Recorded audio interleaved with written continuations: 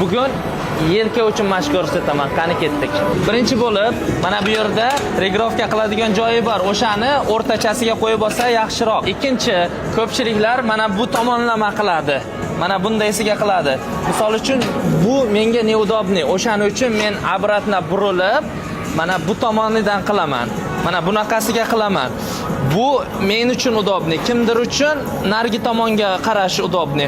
O'shaning uchun kim o'ziga udobni bo'lsa, o'shanaqa qilsin. Xo'p, endi ketdik texnikasi bo'yicha. Qarang, ko'targaningizda mana bu tirsak bilan ko'tarishga harakat qiling. Qo'lingiz tepaga chiqib ketib qolmasin.